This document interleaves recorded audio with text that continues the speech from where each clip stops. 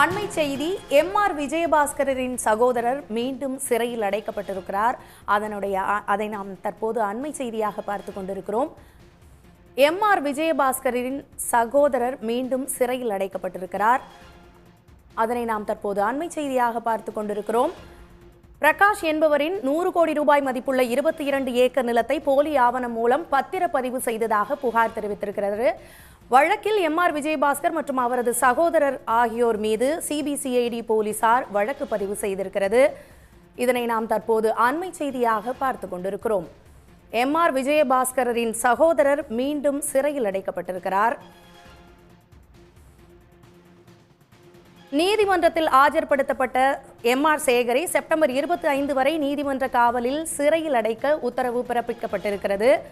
கரூரில் 100 கோடி ரூபாய் நில மோசடி வழக்கில் எம்.ஆர். சேகர் அவர்கள் கைது செய்யப்பட்டிருக்கிறார். இது குறித்த கூடுதல் விவரங்களை எமது செய்தியாளர் கணபதி தர கேட்கலாம். கணபதி, விவரங்களை பதிவு பண்ணுங்க.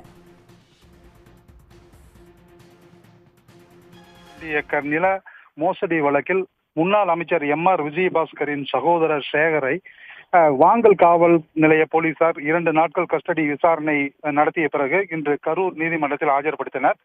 இதையடுத்து நீதிபதி, குற்றவியல் நடுவர் நீதிமன்ற நீதிபதி அவரை வருகின்ற 25ஆம் தேதி வரை நீதிமன்ற காவலில் வைக்க உத்தரவிட்டதை அடுத்து அவர் திருச்சி மத்திய சிறைக்கு அழைத்து செல்லப்பட்டுள்ளார்.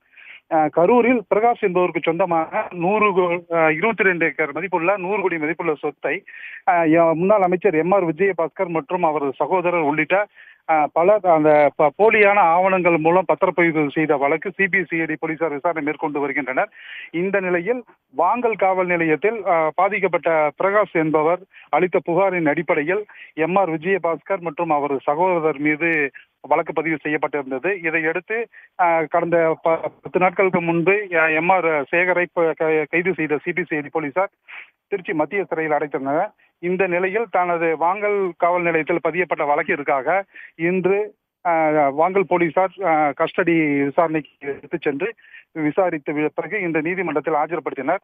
இதையடுத்து நீதிபதி வருகிற 25ஆம் தேதி வரை நீதிமன்ற காவலில் வைக்க உத்தரவிட்டனர். இதையடுத்து திருச்சி மத்திய சிறைக்கு அழைத்து செல்லப்பட்டுள்ளார். உடனுக்குடன் செய்திகளை தெரிந்து கொள்ள சன் நியூஸ் பெல் ஐகானை கிளிக் பண்ணுங்க.